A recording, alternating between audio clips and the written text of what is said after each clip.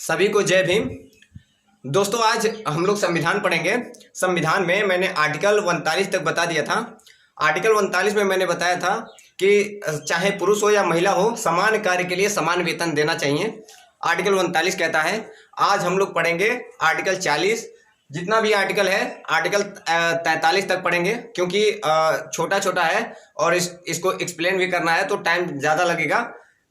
तो आर्टिकल 40 क्या कहता है, ध्यान से सुनिएगा। पेपर में बहुत बार पूछता है ये आर्टिकल 40, 41, 42, 43, इससे बहुत बार पेपर में पूछता है। कोई भी आप पेपर देते हो, एसएससी हो गया, जीडी हो गया, कोई भी, जैसे कि छोटे से लेकर बड़े तक लेवल जो होता है उसमें सब जगह पूछा जाता है। तो आर्टिकल 40 कहता है कि न्याय पंचायत क्या होता है, न्याय पंचायत। इसको गांधी जो थे और डॉक्टर BR अम्बेडकर जी में बहस छिड़ा, उसमें गांधी जी के द्वारा ये न्याय पंचायत के बारे में बताया गया, लेकिन अम्बेडकर जी जो थे इसका विरोध करते थे न्याय पंचायत के बारे में।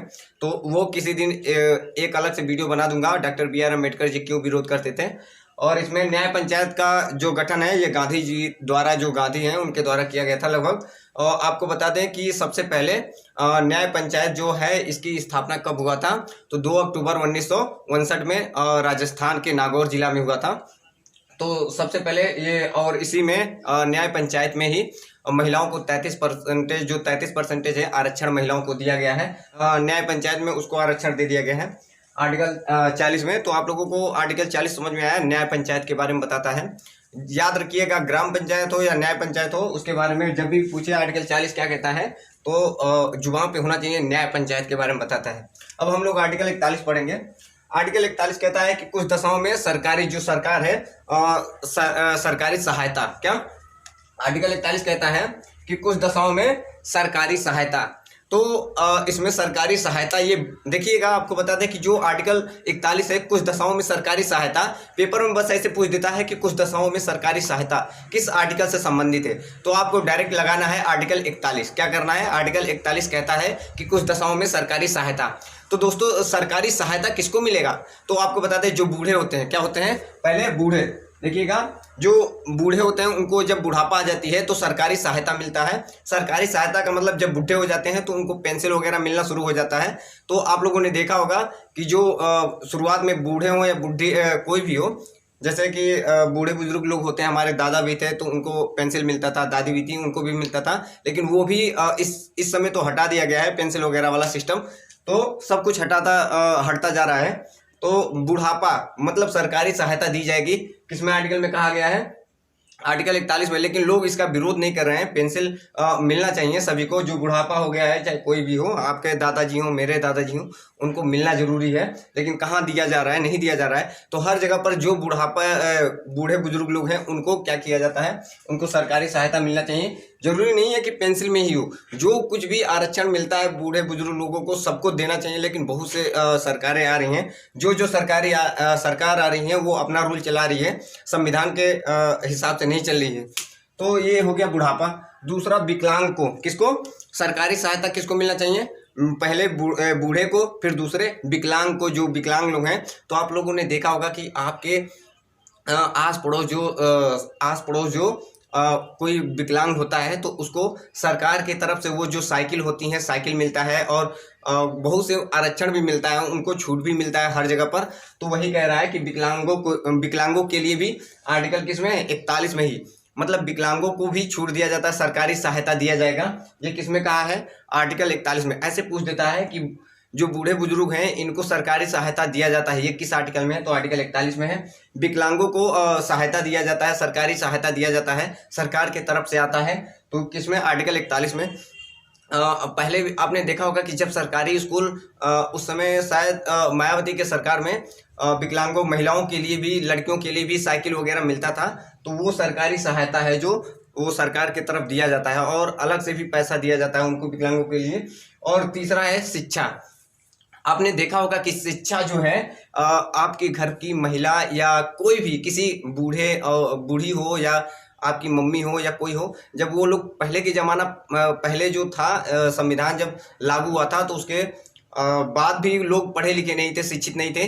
तो अब ऐसा सरकार करेगा उसमें बताया गया है कि उनको शिक्षा दिया जाएगा। जो आपकी महिला माता हैं, पिता हैं या कोई भी लोग हैं जो पढ़े लिखे नहीं हैं, तो आपने देखा होगा कि सरकारी स्कूलों में जाकर कोई पेपर देती हैं और मतलब पढ़ाया भी जाता है, लेकिन अब वो भी हटा दिया गया। आपको दिखता है क्या? नहीं दिख रहा है। तो ये भी इसके बारे में बताया गया है। अब ये आर्टिकल 41 हो गया। अब आर्टिकल 42 पढ़ेंगे। आर्टिकल 41 समझ में आया क्या? कुछ दशाओं में सरकारी सहायता दिया जाएगा। किसको किसको? जो बूढ़े लोग हैं इनको, और फिर विकलांगों को भी, और फिर जो शिक्षा में भी सहायता दिया जाएगा, चाहे कोई भी हो। आपके दादा परदादा या परदादा तो होंगे नहीं, दादा और मम्मी दादी ये लोगों को पढ़ाया जाता है आजकल भी। लेकिन मैंने जब देखा था 2-4 बार देखा, लेकिन उसके बाद से नहीं देखा। अब आर्टिकल 32 है, मतलब सॉरी आर्टिकल 42 क्या कहता है, ध्यान से सुनिएगा। आर्टिकल 42 क्या कहता है? आर्टिकल 42 कहता है कि उसमें थोड़ा आगे था। आर्टिकल 42 कहता है, ध्यान से सुनिएगा, न्याय संगत मनोचित दशा और प्रस्तुति सहायता उपलब्ध कराना। तो आपको बता दें कि न्याय संगत और मनोचित दशा, देखिए न्याय संगत मनोचित दशा क्या है, पहले इसके बारे में जान लेते हैं। और फिर प्रस्तुति सहायता करना, मतलब प्रस्तुति सहायता उपलब्ध कराना, ये किसमें है? आर्टिकल 42 में है। तो न्याय संगत और मनोचित दशा क्या होता है कि जैसे कि कहाँ गया? मनोचित दशा, जैसे कि नॉर्मल जो काम दिया जाता है, कोई भी जब महिला होती है तो अगर सरकारी जॉब करती है, आपके ही घर की बहन हो या कोई हो, आपकी मम्मी ही हो, तो जब कोई सरकारी जॉब करती हो तो वो काम वहाँ पर हार्ड होता है। जब हार्ड काम होता है तो सरकार को ये सोचना चाहिए कि ये महिला है, इसको नॉर्मल काम दिया जाए, ना कि उसको हार्ड काम दिया जाए। वही बताता है कि न्याय संगत और मनोचित दशा, मतलब महिलाओं को उसमें रख कर मतलब महिला का रिस्पेक्ट करके उसको एक हल्का सा उसी हो वही काम, लेकिन उसमें भी हल्का काम होता है। जैसे कि आप लोगों ने देखा होगा कि रेलवे वगैरह हो गए, तो इसमें बहुत हार्ड काम होता है। तो उसमें भी हार्ड जब काम होता है तो उसमें भी तो नॉर्मल जैसे कि कोई काम होता होगा ना, तो उसमें भी महिलाओं को क्या किया जाता है? नॉर्मल काम दिया जाता है। और फिर क्या है? प्रस्तुति सहायता उपलब्ध कराना। दोस्तों आर्टिकल जो 42 है ना, आपको बता दें कि ये महिलाओं से ही संबंधित है। क्या है? आर्टिकल 42 जो है ये महिलाओं से संबंधित है। मेन चीज जो है आर्टिकल 42 कहाँ है? ये खासकर महिलाओं से संबंधित है। तो अब बता दें कि न्याय संगत और मनोचित दशा पता चल गया। अब हम प्रस्तुति सहायता उपलब्ध कराना। दोस्तों आपको बता दें कि प्रस्तुति सहायता उपलब्ध कराने का मतलब ये हुआ कि मान लीजिए कि आपके घर की कोई औरत काम कर रही है, चाहे मेरे घर की कोई घर की हो, अगर उस सरकारी जॉब कर रही है तो उसका डिलीवरी होने वाला है, जैसा कि बच्चा होने वाला है, तो उसको 3 महीने पहले, कितना? 3 महीने पहले उसको छुट्टी दे देनी चाहिए और 3 महीने बाद छुट्टी दे देनी चाहिए। अगर ऐसा आपके क्षेत्र में या सरकार नहीं करता है तो आप इसमें रोक भी नहीं पाएंगे। बता रहे हैं अभी कैसे। तो सरकार, आपकी जो राज्य सरकार होती है, क्या करती है कि प्रस्तुति सहायता, तो सरकार जो होती है अगर डिलीवरी होने वाला है तो 3 महीने पहले और 3 महीने बाद उस महिला को छुट्टी दे देती है। क्या करती है?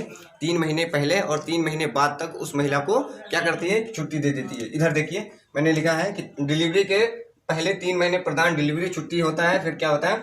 और आपको बता दें कि पूरा टोटल जो होता है कितने हो गए? 3 महीने पहले 3 महीने बाद, टोटल मिलाकर 6 महीने हो गए। कितने हो गए? 6 महीने का सरकार जो होती है, राज्य सरकार होती है, वो उस महिला को छुट्टी देगी अगर डिलीवरी होने वाली है तो। और छुट्टी जब दे देगी तो उसका वो क्या करेगी? पैसा नहीं काटेगी। जब सरकारी नौकरी कर रही है और उसको अगर वो डिलीवरी होने वाला है तो उसका सरकार पैसा नहीं काटेगी, छुट्टी दे देगी।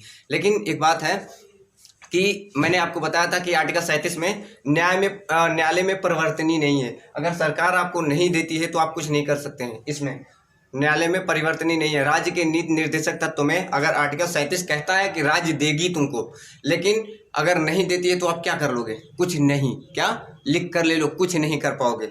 अगर राज्य आपको सरकारी नौकरी में 6 महीने छुट्टी नहीं देती है तो आप कुछ नहीं कर सकते हो। लेकिन यही अगर मौलिक अधिकार होता तो आपकी सुनवाई होती और आप सुप्रीम कोर्ट पहुंच जाते। लेकिन इसमें कुछ नहीं। आर्टिकल 37 में मैंने बताया था कि न्यायालय में परिवर्तनीय नहीं है। कोई चीज़ आप ले जाइए न्यायालय में, न्यायालय आपकी सुनवाई नहीं करेगी। लेकिन आपको बता दें कि जो सरकार है 6 महीने तक आपको छुट्टी तो देगी। आपकी जैसे कि आपकी वाइफ है या आपकी सिस्टर है या कोई भी है, आपके घर में कोई है, तो 6 महीने के लिए छुट्टी तो देगी, उसका पैसा भी नहीं काटेगी। लेकिन 2 बच्चों तक, कितने?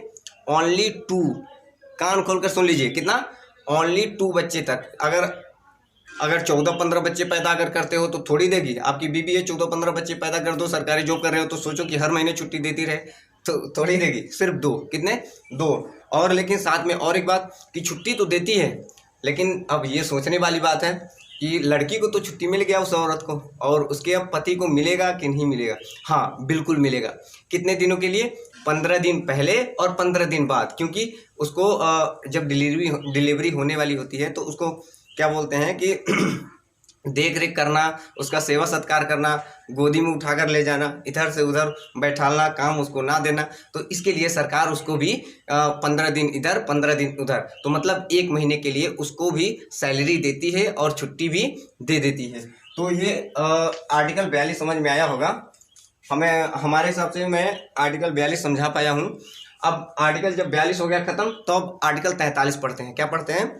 आर्टिकल 43 क्या कहता है? दोस्तों आपको बता दें कि ये वीडियो जो है बहुत इंपॉर्टेंट है। आप लोग इसको 2-3 बार देखिएगा तो आपके एकदम माइंड में सेट हो जाएगा। तो आर्टिकल 33 क्या कहता है, ध्यान से सुनिएगा।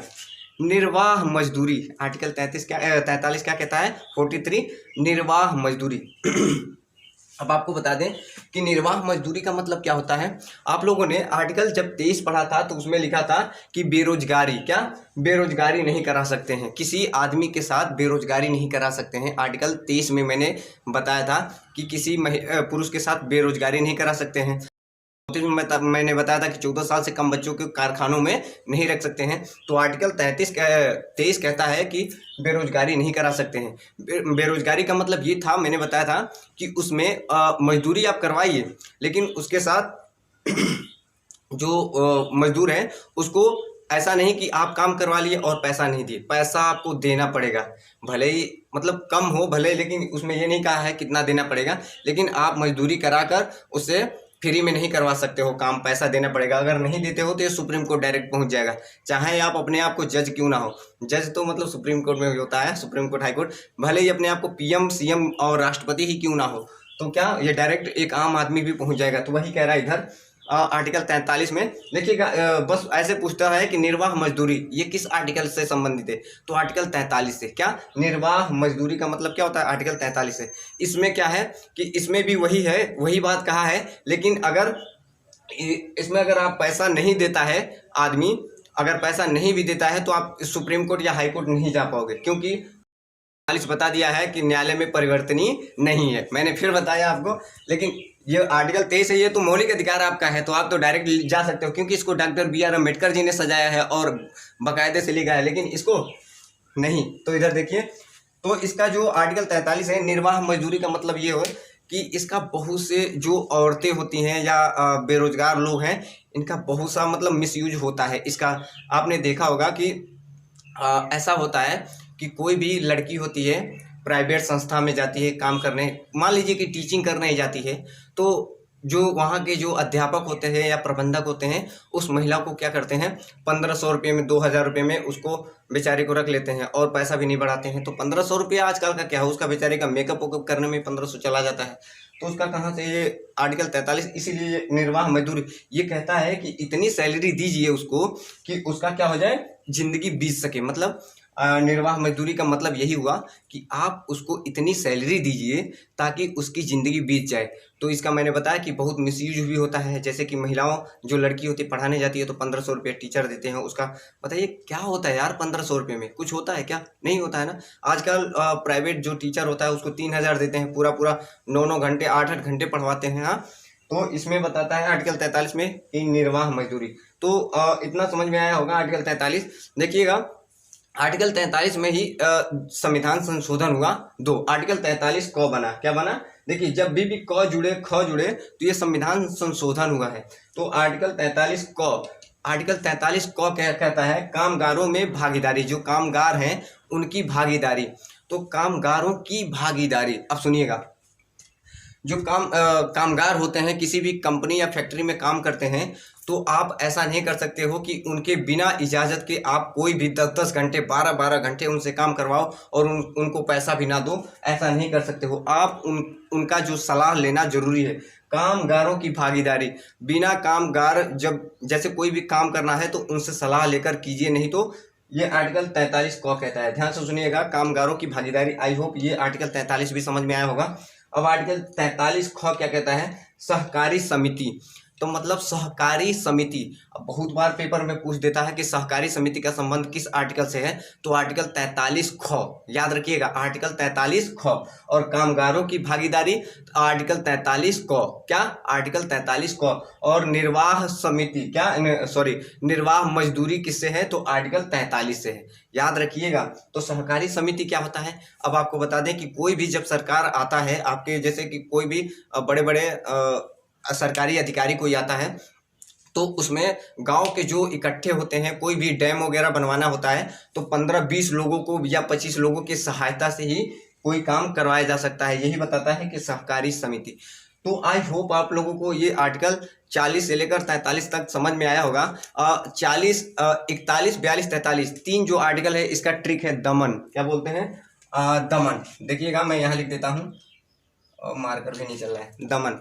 छोड़िए, जाने दीजिए, ये 2 बार देखेंगे तो याद हो जाएगा, फिर भी बता देते हैं। दमन मैंने लिखा है, तो दफार क्या होता है, तो 41 से शुरू होगा। दफार दशाओं में, कुछ दशाओं में सरकारी सहकारी जो सरकारी समिति जो है क्या है, कुछ दशाओं में सरकारी सहायता। ये द से हो गया, क्या हो गया, द से, कुछ दशाओं में सरकारी सहायता। म से हो गया, ध्यान से सुनिएगा, मनोचित दशा। आर्टिकल क्या है 42 में, क्या है, मनोचित दशा। और 9 से क्या हो गया, निर्वाह मजदूरी। वैसे ये इसका ट्रिक की जरूरत नहीं है, जो हमने बताया है बहुत सरल है। फिर से एक बार रिकॉल कीजिए। आर्टिकल 40 में क्या कहता है, न्याय पंचायत है। आर्टिकल 41 में क्या कहता है, कुछ दशाओं में सरकारी सहकारी जो सरकारी सहायता है वो कहता है सरकारी सहायता। आर्टिकल 42 क्या कहता है, न्याय संगत और मनोचित दशा। और फिर उसी में क्या कहता है, प्रस्तुति सहायता। ये किस में है, आर्टिकल 42 में है। फिर आर्टिकल 43 में क्या कहता है, निर्वाह मजदूरी। फिर आर्टिकल 43 क क्या कहता है, कामगारों की भागीदारी। फिर आर्टिकल 43 ख क्या कहता है, सहकारी समिति। अगर हमको बताना होता तो 5 मिनट के अंदर में, 2 मिनट भी नहीं लगता इसको पूरा खेला समाप्त। लेकिन मुझे एक्सप्लेन करना है, आपको पूरा डिटेल में बताना है। तो आप लोग ऐसे ही मेरे साथ जुड़े रहिए और वीडियो को ज़्यादा से ज़्यादा शेयर कीजिए, ताकि ये अपने समाज के लोगों तक पहुँचे। ये बहुत से टीचर होते हैं, सिर्फ ऐसे ऐसे बता देते हैं कि 40 में ये है, 42 में ये, पूरा एक्सप्लेन के साथ नहीं बताते हैं। आप क्या कीजिएगा कि ये जो अपने भी समाज के लोग हैं, कोई भी, जितने भी हम ये नहीं कहते हैं कि अपना ही समाज, कोई भी इसको वीडियो को देखे पूरा डिटेल में, और इसको ज़्यादा से ज़्यादा शेयर कीजिए, ताकि हम आगे बढ़ सकें और अच्छे से अच्छा कंटेंट आप लोगों के सामने ला सकें। Thank you.